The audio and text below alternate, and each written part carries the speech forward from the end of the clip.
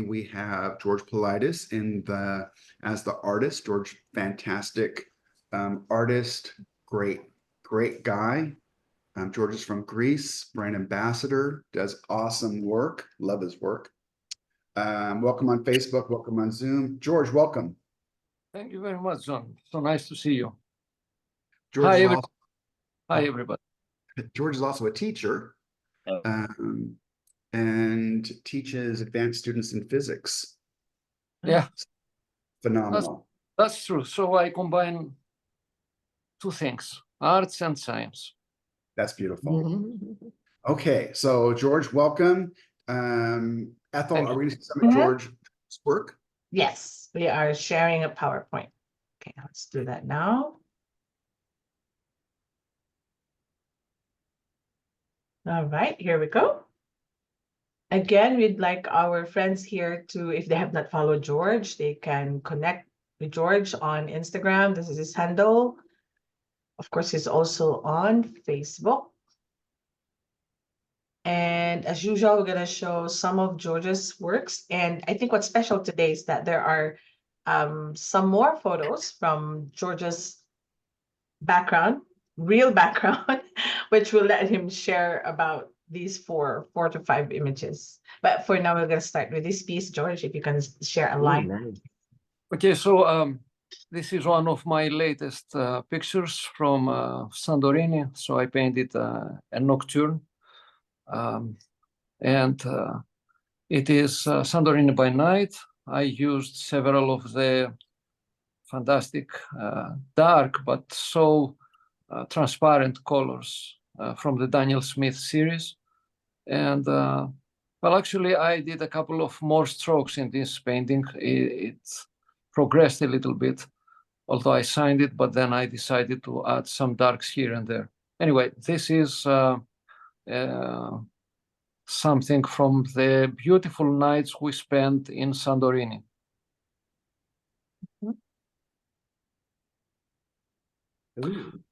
Okay, this is another painting. This is the subject that, you know, I love most of all, and it has to do with textures. And I love to have rather simple things where I focus, but then the composition is another thing. So that was part of a machinery that I found in a village in southern Greece, and I sketched and I took a couple of reference photos. So this is actually a lot different than what you would see on the spot, but this is what I like to do. I like to interpret what I see. I don't like to copy. I don't like to just copy what I see without giving my own impressions and my own thoughts about it. So you see a lot of diagonals. This is something I like a lot.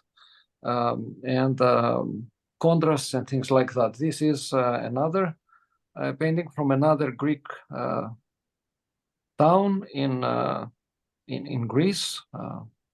And that was, you know, painted again, of course, with Daniel Smith colors, but I liked the various textural elements and the details that were on the wall and on the metals all over the door.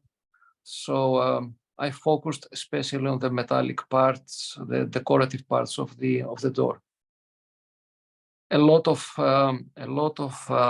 Primatech colors in this painting.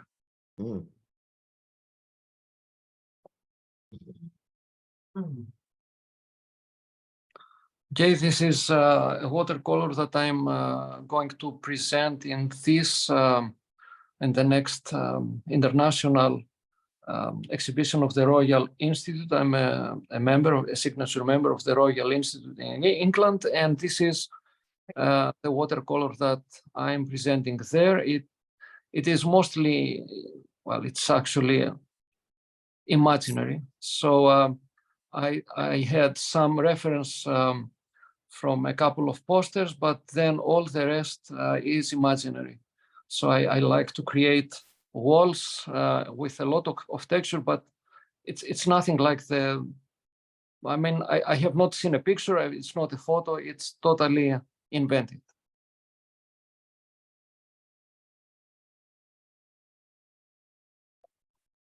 Okay, this is actually, it should be turned 90 degrees to the left, but it is part of a car that, not a car, I'm not sure how you call it, those things that you used with horses. And yeah, and this is a photo that I took in Portugal from the lower part of it. And then, of course, I changed a lot of things, especially the colors. I wanted to give a glow and an interest and a lot of contrast, so on. Again, you see the beautiful Daniel Smith colors. It's, well, it is one of the paintings that I really love, because it is, in my eyes, it is glowing, and it has a good balance between warm and cold colors.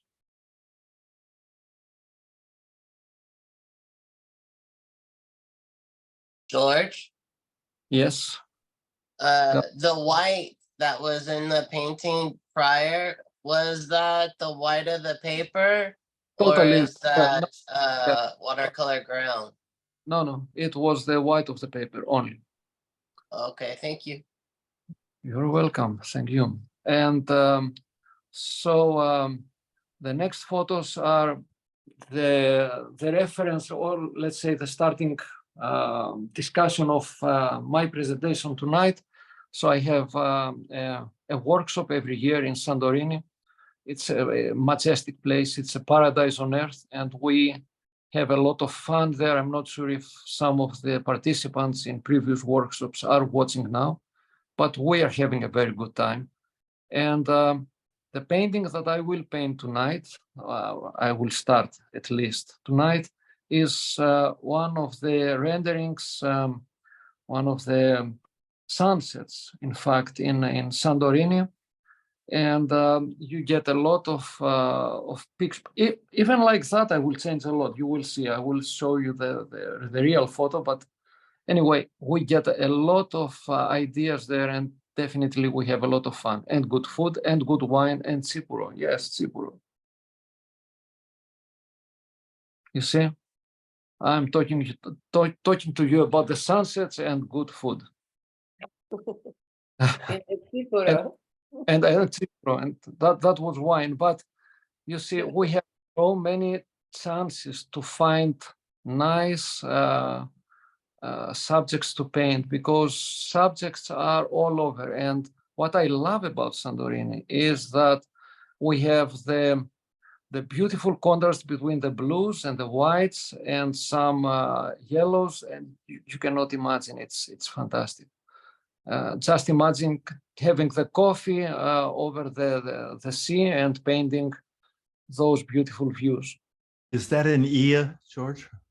Actually, this is in Fira, but Ia is further to the, further away. But yes, we go Oya as well. One previous picture was from Oya. Ia. Wonderful. Okay, And so the last piece. that's Yes. pretty much what I was talking about. We have fun there. We try to get this fun to our paintings, and that's what I will try to do tonight with you. Awesome. So thank you very much for the photos.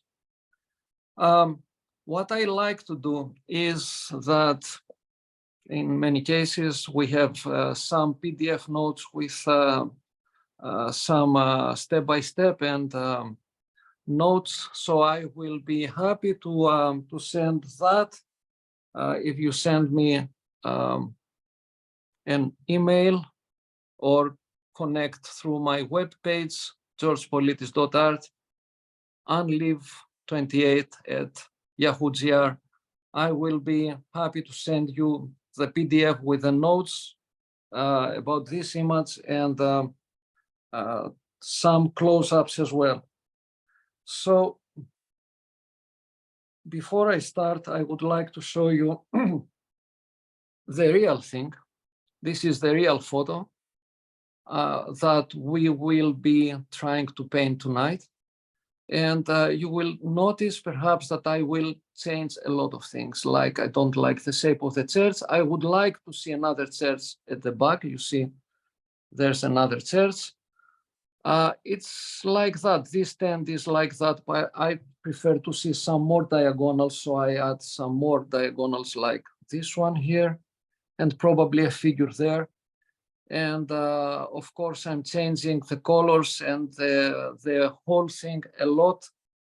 I'm still keeping the idea, but the main thing is to bring the impression of Santorini, which, well, I don't see the blue church here. I don't see some things that I would like to see in Santorini. So I'm adding my own ideas here.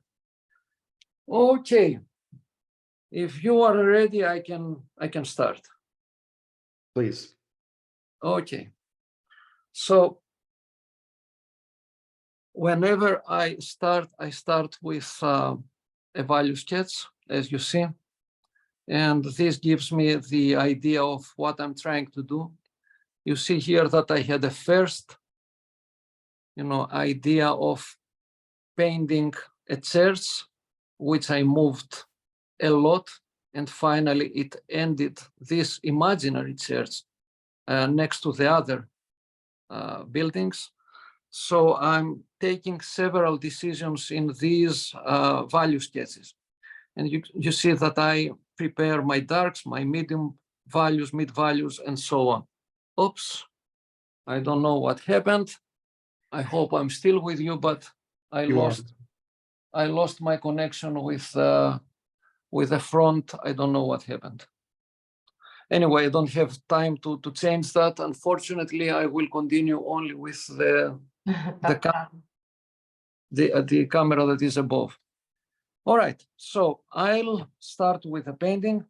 And first of all, I will paint the background. I'm using the Skoda Ultimo Evolution brush that gives me the possibility of painting large shapes, but also has a very good tip, so I can add some details. And let me add some water first, then some cerulean blue. I love cerulean blue. You see that I have my board tilted because I want to take advantage of the gravity. I don't have to be extra cautious about what I'm doing here because it's only the background. And my skies are very rarely impressive, which means that I don't care about the skies too much. I want to bring the interest to other areas. But as this is going to be a sunset, let's add some more cerulean blue because the upper part of the sky is usually a little bit more blue than the rest. As we go, we can find some purples. I'm only trying for the moment to keep that building as light as possible because that will have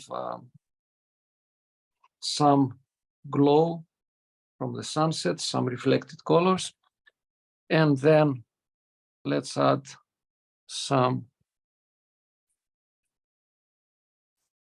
quinacridone gold. This is actually a color that I cannot practically live without. I think you will find quinacridone gold in all of my paintings, one way or another. So let's turn to a smaller brush now. Water again.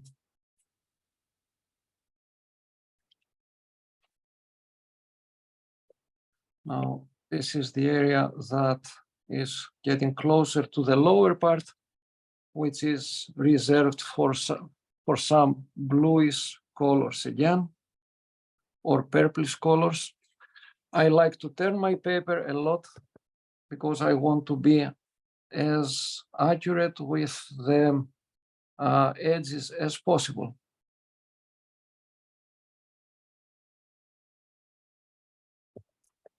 Okay, and while it is wet, you see that I'm turning the paper like that. I'll add another color that I love so much. This is quinacridone burnt orange. It gives even more interest, warmth to the painting. And I'd say that with that, I'm okay with this part of the sky. If I want later, I might do something more here, but I think that I will not touch the sky again. Okay, so I have a hopefully glowing sky at the end. And let's turn to another area. As this is wet right now, I will not touch it for the moment. I will not touch the neighboring areas for the moment, but instead I will go, let me see, it is, yeah. I will go to this area and suggest, let me first of all remove the excess water, because normally I'm not painting as fast as this, but I have to paint night. Okay, so I will paint the wall that is in shadow. Okay, what should I do with it? Let's add some water. Let's start by adding some, even if it is going to be a very dark wall. I mean, I'm not decided yet how dark I will get this wall, but even if I'm painting something black or close to black, I'm starting with warm colors like this, like quinacridone gold. And why not? Let's add some more interest by adding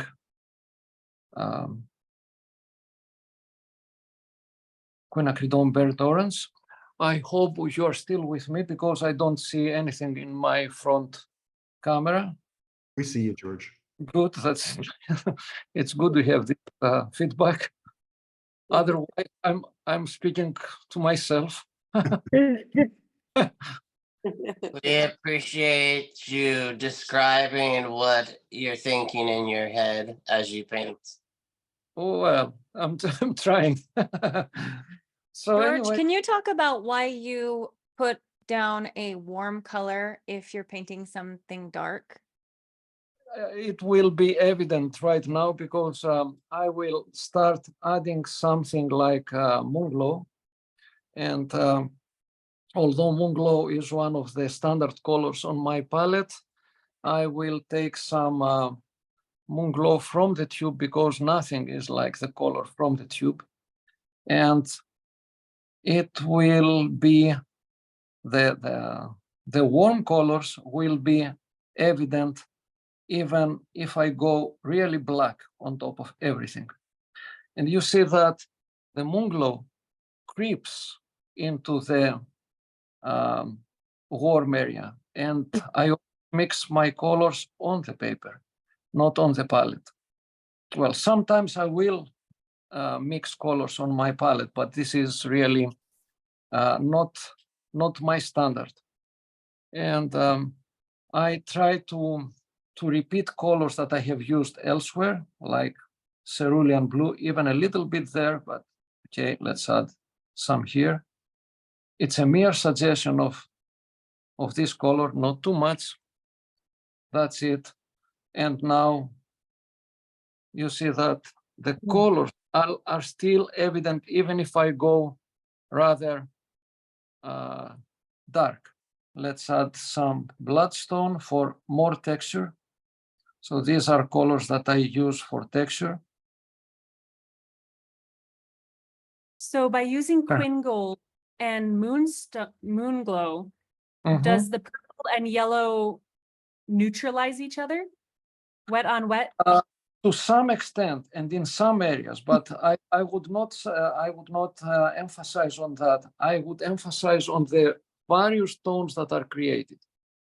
And this is the beautiful thing about that, because you will see a lot of detail coming out of nothing, because I'm not actually painting that. You see, I'm just helping the color move around.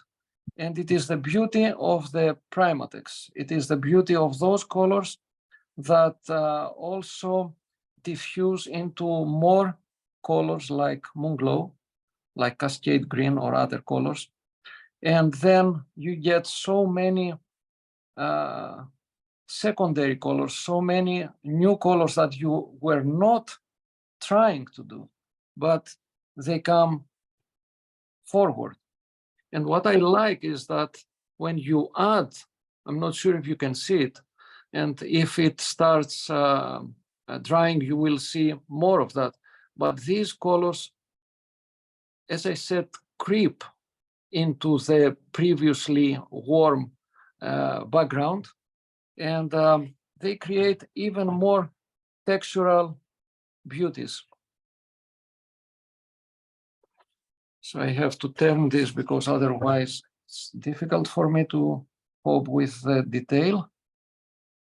I mean, with the edge.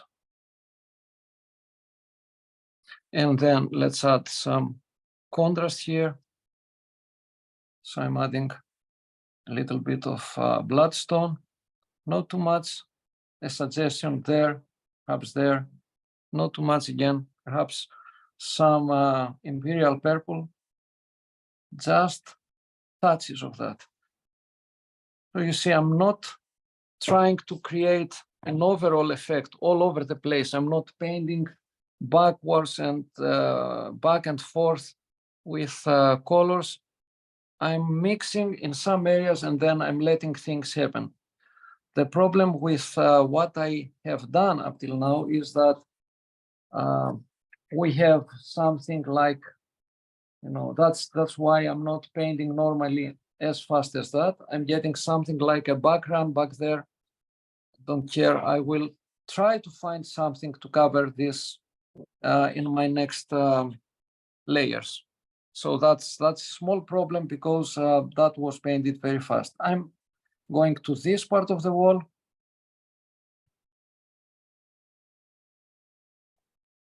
Again, starting with same ideas. Now I'm adding some burnt sienna.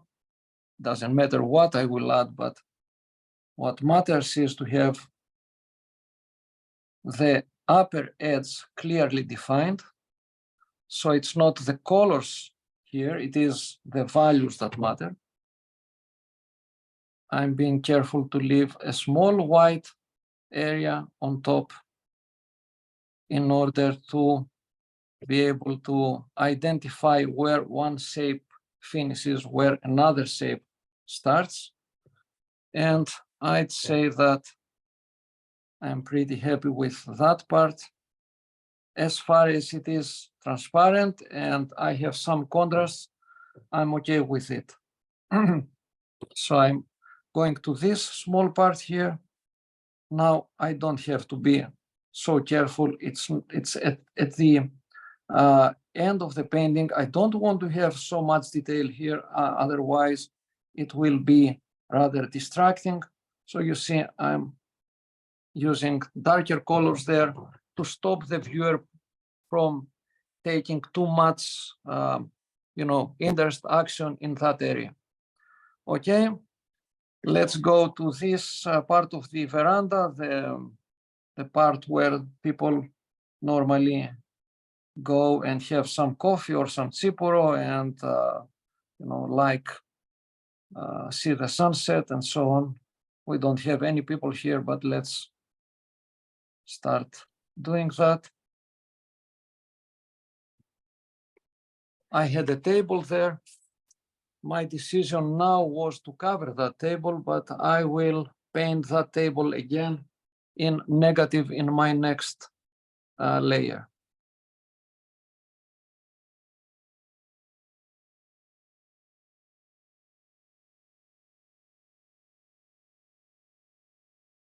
All right. Now, I have to see which area I have not touched so that I can continue there. One possibility is this wall. So I'm starting by adding some colors, some warm colors. And again, it is against the light.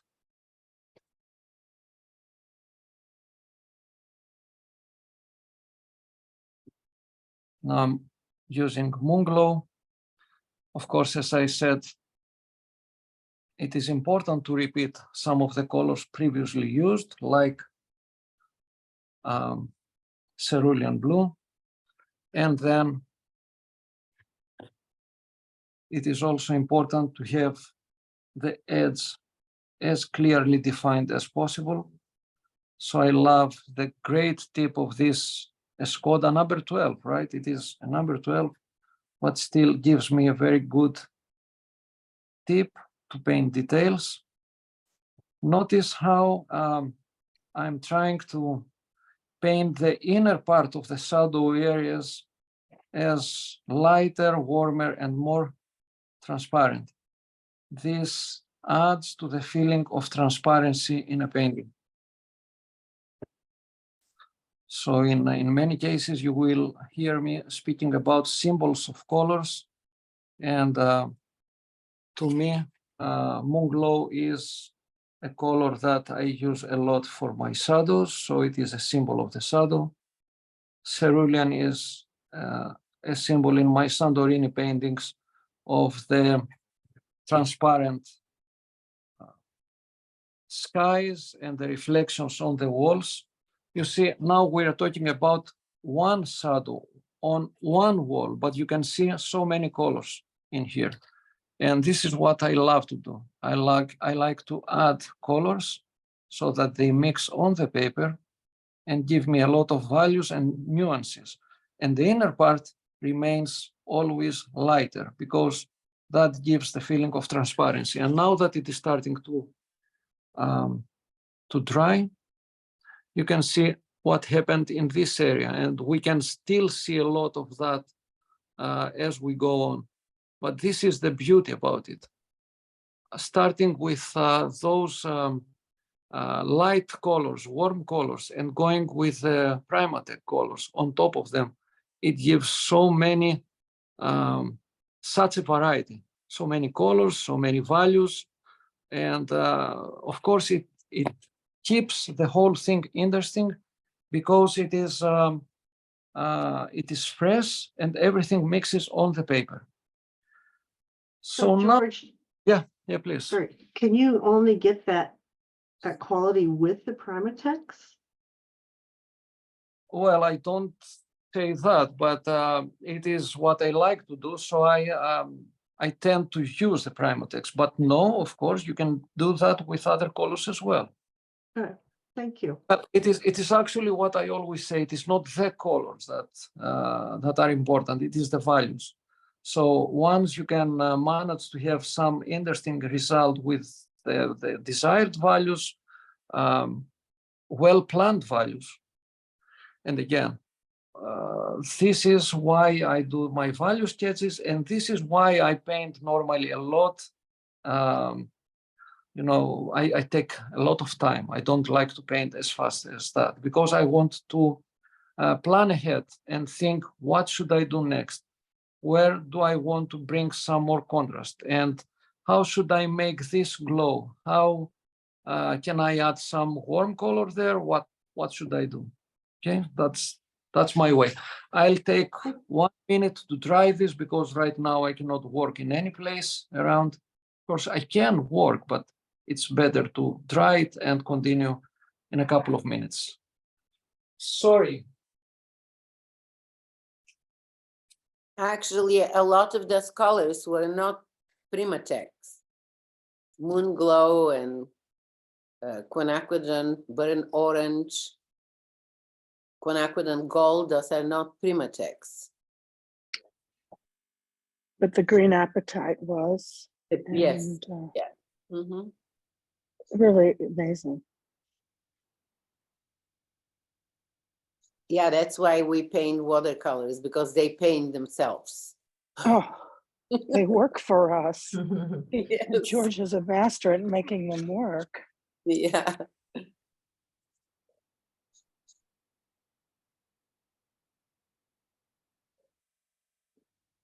He's a texture painter. He has achieves beautiful textures. Yes, for sure. I hope you were not Okay. talking to me because of the hair dryer, I could not hear, I think. We couldn't hear you. We Don't were worry. saying bad things about you. I was sure about it. Was sure. So in the notes, you will see that I have finished with the first part. Now instead of what I did here, I continued with the chairs, and that's what I will do now. Because here I had more time and I could stop, dry, and go on with that. It was not impossible. It was not possible here. But now I have tried that. Now, let's talk about planning and about things that happen, so you have to respond. That was unwanted. So I have to somehow cover that up later. If it distracts me, I will see. Perhaps it will not be a problem, but most probably it is a problem. So I have to find some way to cover this up. I will find some, even if I invent, whatever, a mountain there, even if I invent some clouds, even if I invent some wires, I will find some way. And whenever accidents happen, and accidents do happen in watercolor, the important thing is to start thinking about how you can deal with them, how you can cover up, how you can use them like an advantage, not as a problem. So let's start painting the chairs now. That part I'm using, instead of using, yeah, please. People are saying they like the sky. The sky, well, we'll see about that. Yeah, I'm open to whatever happens, and I'm not taking any fast decisions ever. So I will think about the pros and cons and decide later what is good and what is bad. For the moment, I'm trying to focus in another area, like this part of the church with the bells. And you started to say you were using what color blue? cerulean blue here. Oh. I use some cerulean blue, and then turn to some moon glow to give some sharp edge. And now you will see that I will add inwards, only inwards, something like burnt sienna. Why do I do that? Same reason as here, because it gives a beautiful,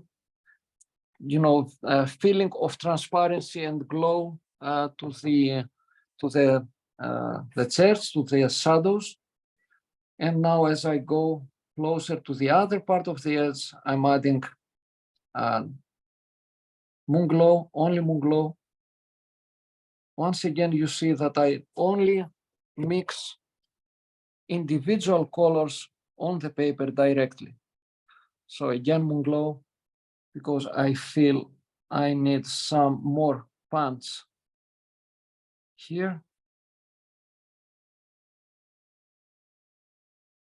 Not too much. I don't want to have any opaque results for the moment. Perhaps later I will change that, but for the moment I don't want that.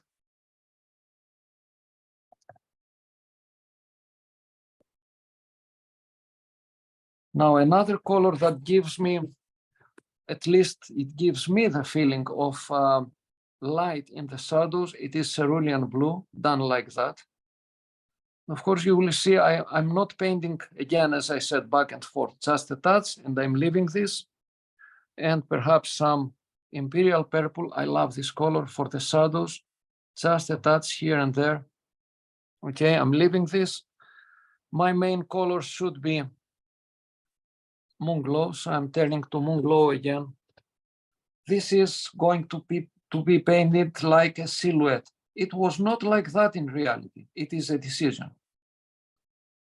Perhaps you remember that the the picture was a lot different than that. My decision is to paint that as a silhouette.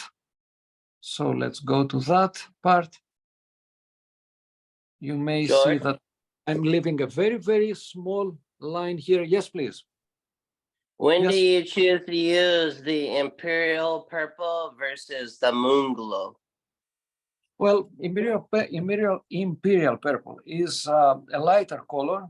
I like it because it is more vivid, let's say. It's warmer. The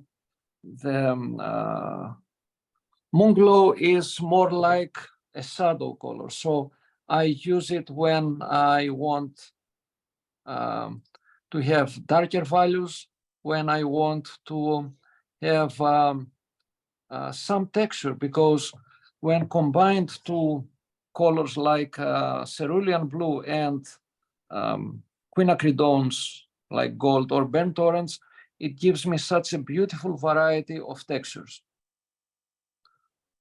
But again, it is a matter of personal taste, and I think that both colors are fantastic for the shadows. Thank you. You see, once again, as I go closer to the area that is closer to the orangish part of the sky, I'm adding more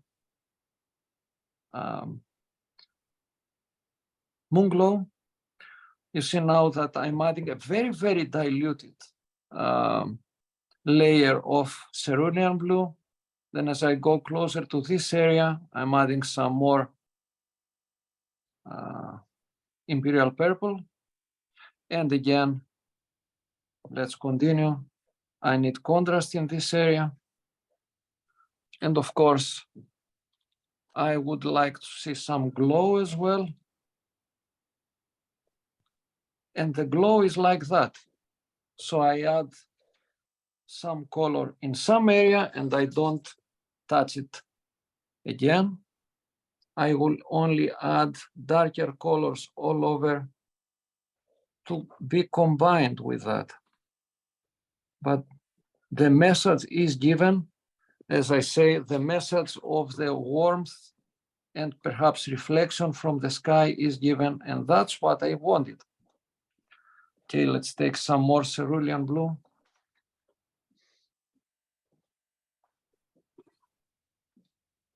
Turning the paper all around, all the time. Now, chessboard effect, I want contrast, so when I have something light, I will paint darker next to it. So I have this light passage of the wall, I will paint darker next to it. When I have something dark, I will paint lighter next to it. This is like the beautiful chessboard colors, black and white, that you find on a chessboard. That's the idea. Plan ahead. Aim for the maximum of the contrast all over. Now, I would like to see some more warmth here. So I'm adding some warm color. I see that as it dries, I probably would like to see some more warmth here. So I'm just adding that.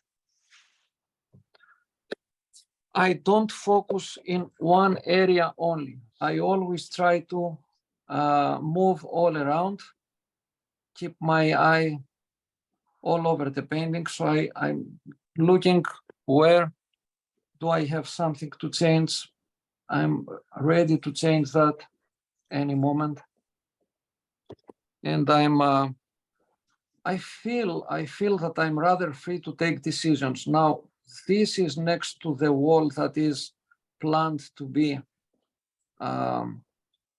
like a glowing wall, not in direct sunlight, but it is sunlit to some way. So you see that I have planned for that in my value sketch, and I already start to build the contrast here.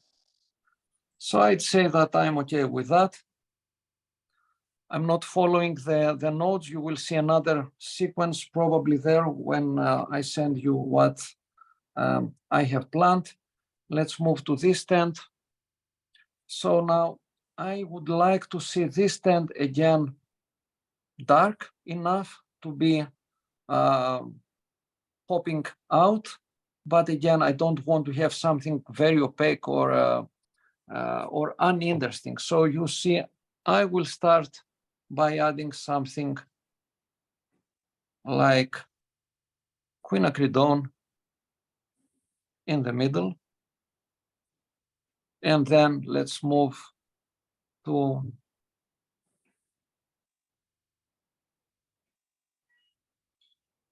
Moonglow.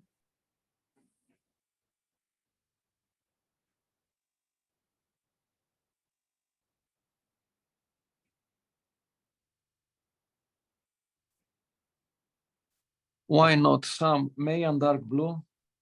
This is a dark area. So I have to be careful because the edges are important. I don't want to mess up with the edges. And if you send me the email and ask for this, I will also send you some exercises that I have for the edges, because I believe that it is not a matter of anything else than practice, painting the edges. Okay, some more Moonglow.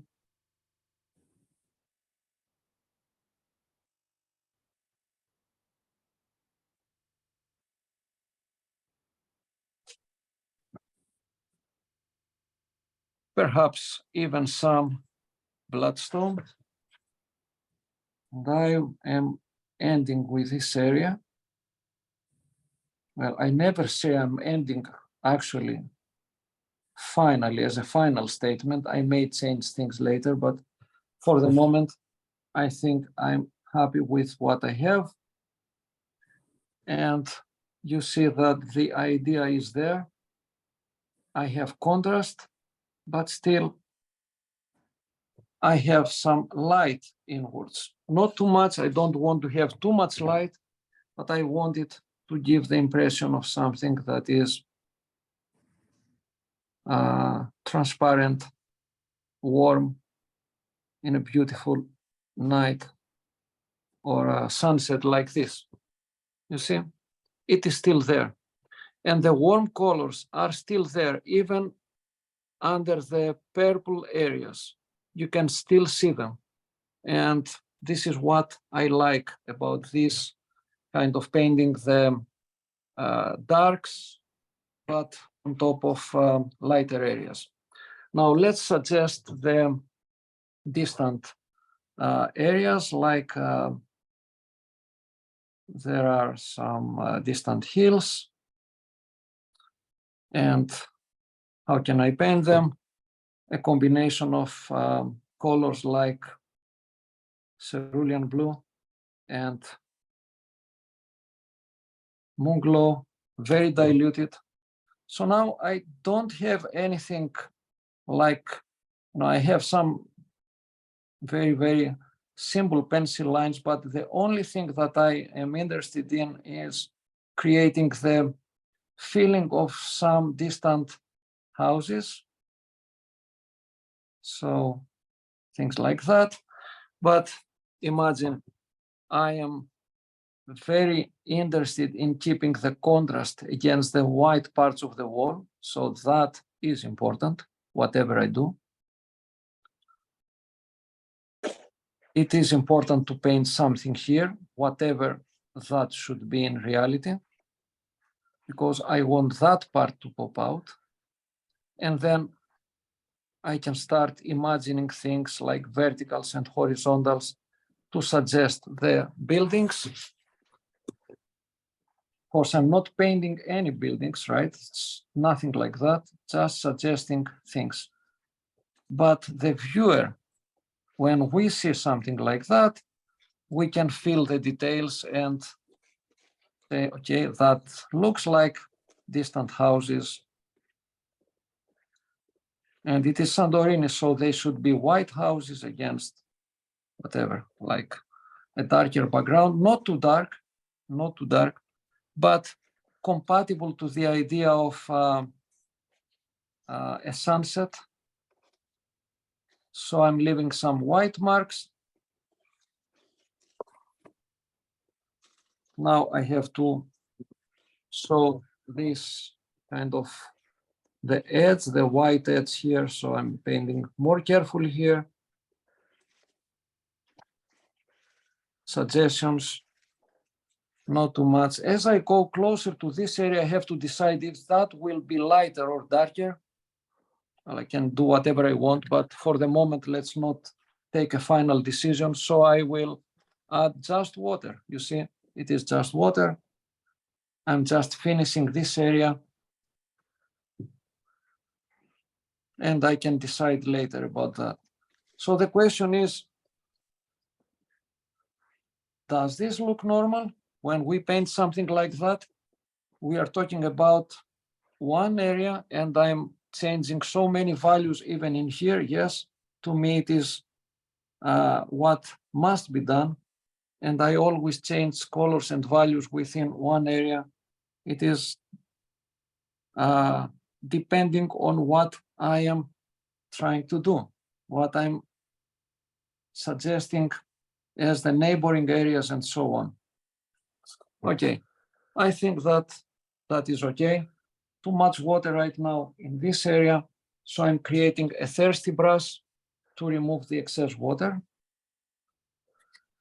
Thirsty brush is always handy and useful, whatever you want to do. So I said that I lost my table here, the table that was supposed to be there. Okay, nothing easier than repainting the table in negative. Negative painting is really very important to me and I use it a lot in my paintings.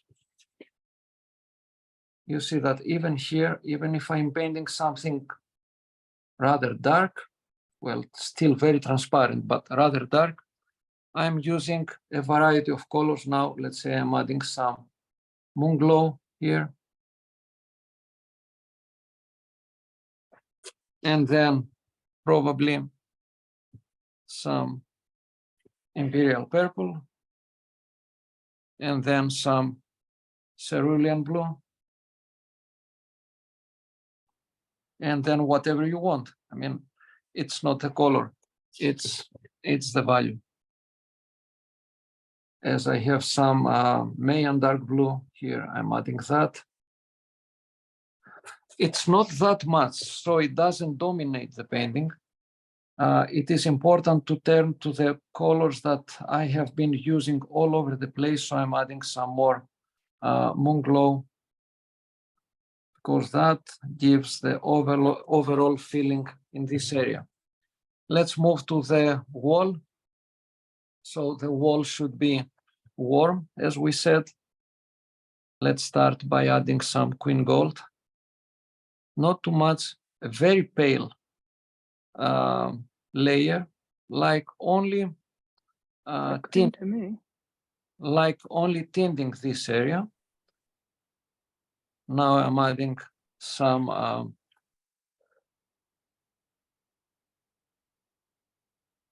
burnt sienna. Not interfering too much with that area. Two reasons. One reason is that it may still be wet. The other reason is that I need the contrast there. And I'm not sure how probably dark it seems to be. It's really so pale. And it could be a good idea to take one moment and stop and take a close-up photo so that I send you. And you can understand how really pale and transparent this area still is. George, you're yes. talking a lot about establishing the physical part of the painting. But you are not talking about the emotional part, because you're painting something that you deeply love and that you experience many times. You experience, so that is, for me, that part is very important. And talking about taking your own photos and painting something that you really, it's, you know, dear to your heart, because That's it's the great. emotion That's that a you. great point, and thank you so much. But this is why I'm painting without viewing anything. I'm not Right. looking at photo. I'm not looking at anything. I'm just painting as I feel this Yes. should be. And this is why I'm adding colors that probably could be unexpected. So I'm painting, let's say, a light part of the wall that is in sunlight, more or less. But then I'm using colors like the purples on top of that, because they give a complement, they give some interest, and they gray down some of the areas. You don't want to see something really glowing all over. It's gonna be not so interesting. It's gonna be unreal. So it is a combination of two things. It is that I really love the subject. Yes, I do love the subject. How could one not love such beauty like this one? But then I also think about how to convey this message and feeling using my colors. And I think that this wall should have some more warmth here and probably some contrast here, because, you know, it's interesting to see something, even using warm colors, to see something like that on top. But then why not repeat this here or here? You see, just touches. That's it. I don't interfere with this area anymore. I'm satisfied with it. Let's move perhaps to the doors. Okay, the doors should be bluish. They are not like that in reality. If I show you the picture again, it is not like that. But come on, we are speaking about Santorini. What should I paint if not blue colors? So this is, again, how I feel about Santorini. I want to see the blue color all over. And if it's not there, I will imagine it. I will see it in places that do not have any blue. You see here that I'm trying to vary the values, and let's take some imperial purple and go on top of this area and add some unexpected imperial purple here. Why? Because it gives me a beautiful contrast here. Then just water, you see it is water. I'm dragging the color that is already there downwards. I still have so much to paint, but I see that the time is, you know, coming closer to the end. So I don't know how much time we have left, and perhaps Ethel or John can advise me. About 6 minutes, George. Yeah. Okay. So you see, that is a first layer of the blue door. This is another blue door, like the two parts that are open, but this should be in shadow, so I'm adding some color like Mayan dark blue, perhaps moon glow. But come on, shouldn't I add a little bit of burnt sienna? I don't need it so much here because I gave some warmth using the purples, but here I need it more.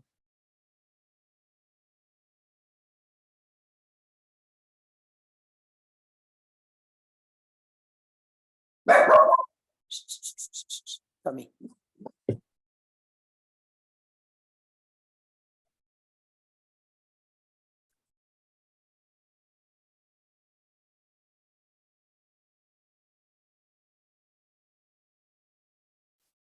let's take a half-minute break to show you once again, now that you can see where we are going with this picture, what the real thing was. So this is the real thing. You see, totally different. No blue things here, no dome here. I mean, I have kept the image of the doors like that, moreover, more or less. No pot here with flowers, imaginary. It's a building here. I decided to create a curved building here. So you see so many differences all over. And as I said, let me take one close-up picture so that you see how pale this is in reality. And then you see the beautiful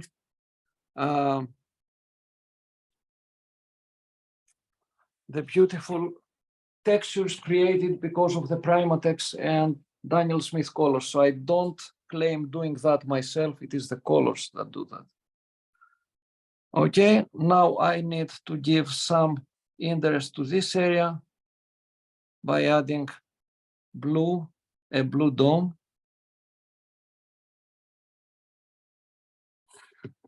You just saw that it is not really there.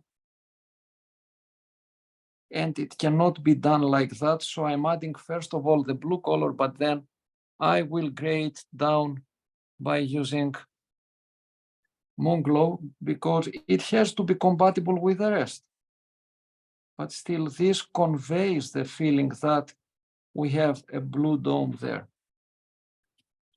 So you create and then you change the colors.